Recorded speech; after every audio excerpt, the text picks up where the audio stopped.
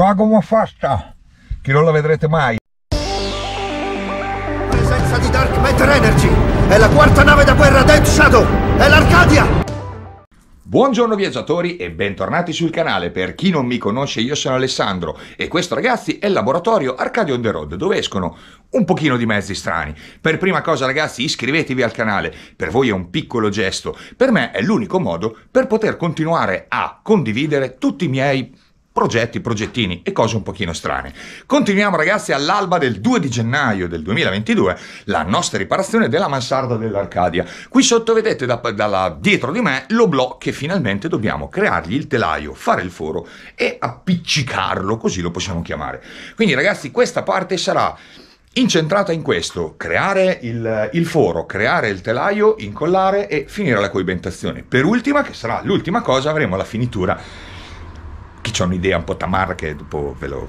Allora, cominciamo a lavorare qui, va? Per prima cosa, dove siete? Qua. Per prima cosa, allora, vi rifaccio vedere un attimino, ragazzi, il mio oblò. Nella parte posteriore, come vedete, c'è un cerchio e abbiamo 6 viti che le vedete qua per il fissaggio. Questa è la parte chiaramente che si svita e si apre internamente. Noi dovremo andare a creare chiaramente in questa parte un telaio che ci servirà per appoggiarlo nella parte di vetroresina e dove andrà a panino con le viti dentro e le viti fuori a tenerlo schiacciato. Qui infatti, ragazzi, c'è il cerchio di chiusura che è quello che va all'esterno. Cosa importante, questo spessore che vedete è esattamente di 4 cm, perché se non ve lo ricordate andate a vedere il video precedente, è lo stesso spessore che io ho dei legni interni della mansarda. Adesso mi comincio a costruire, stafare, prendiamo un po' di misure e vediamo cosa succede. Allora, creiamo, ragazzi, le cosine semplici. In questo caso ci faremo praticamente 6 pezzettini di legno che vanno ad unire in questa parte dove c'è il foro passante. Quindi andremo a tagliarci, ho preso adesso le misure, quindi sono 12 cm di striscettine di legno che andranno poi a fissarsi in modo che vanno a chiudersi con le viti. Cerchiamo di fare dei tagli in modo che riusciamo a fargli, diciamo, una cornicina che riesce anche a combaciare e fare un lavorino fatto bene. Ok, troncatrice, tagliamo e ci guardiamo.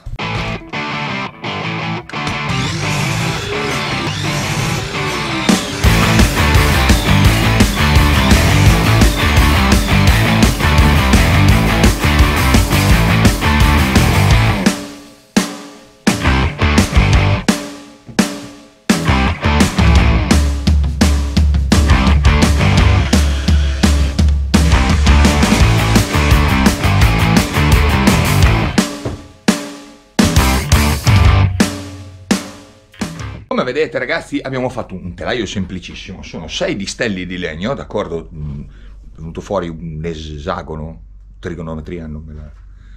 Andiamo avanti. Allora, abbiamo fatto questa cosa qui, ragazzi, quindi una volta che abbiamo fatto il telaio, ora dobbiamo andare a prendere il nostro cerchio, che sarà poi la parte esterna. Andiamo all'interno della mansarda, prendiamo la misura.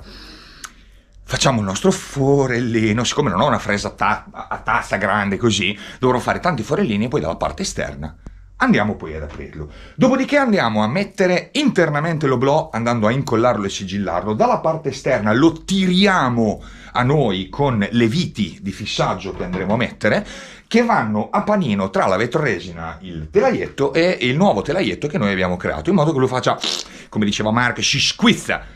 Perfetto, adesso andiamo a prendere un po' di misure, ci guardiamo. Sempre perché facciamo le cose comode, capito? Le riparazioni in mansarda. Allora, questa, ragazzi, è la nostra parte che è rimasta vuota. Allora, noi abbiamo due cose. Io sono riuscito ad agganciarmi con un laccio della scarpa. Serio, ma veramente.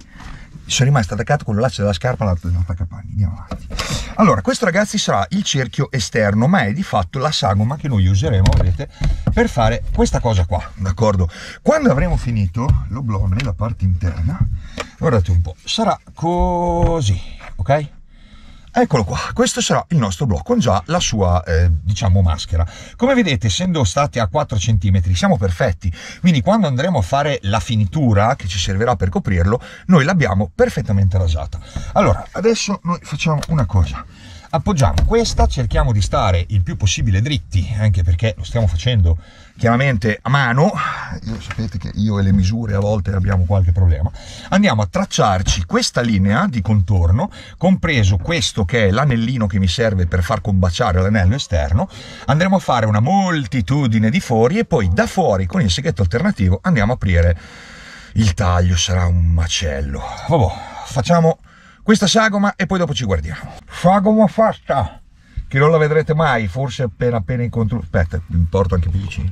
Eccola qua, sagoma fatta, vedete? Quindi abbiamo già tutto quello che dovevamo avere. Adesso vado a prendere l'avvitatore, ci facciamo tutti i forellini e poi andiamo per il foro. Maria Benedetta, che casino.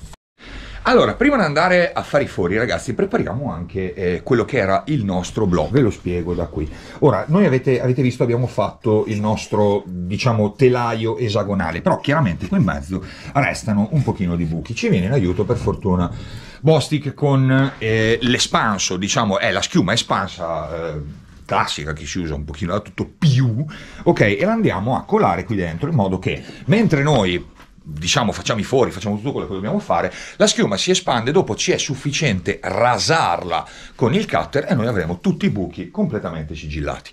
Andiamo a sparare sta roba.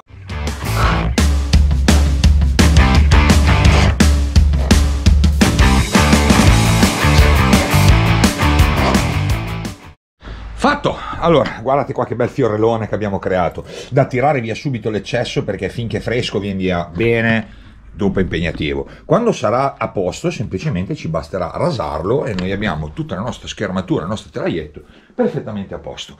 Vado, visto che abbiamo già fatto tutto la sagoma, vado a cominciare a prendere la punta, a fare tutti i fori dall'interno, in modo che da esternamente col seghetto alternativo andiamo ad aprire. Sfruttiamo sta giornata di sole. Siamo già nella parte esterna, eccoci qua, vedete qua tutti i nostri forellini, quindi adesso armati del nostro simpatico alternativo andiamo ad attaccarlo. Io, ragazzi, ho finito le mani, quindi abbiate pietà, faccio il foro e lo guardiamo dopo.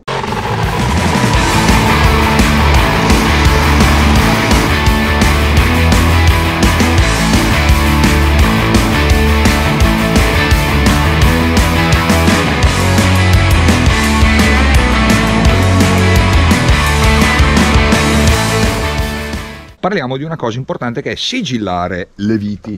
Ora, noi le abbiamo semplicemente avvitate. Consiglio, io vi dico come faccio io, attenzione. Io ora, siccome sono 6, ne svito 3 alla volta.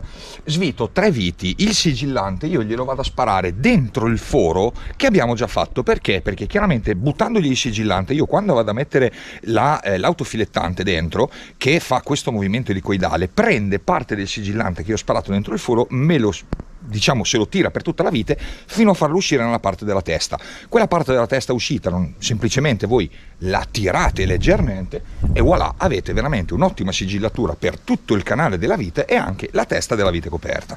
Ora semplicemente facciamo questa cosa, quindi ne togliamo, come abbiamo detto, 3 alla volta, dopodiché prendiamo la nostra pistola del sigillante e andiamo a riempire i forellini proprio dentro, il più possibile dentro il forellino, ok?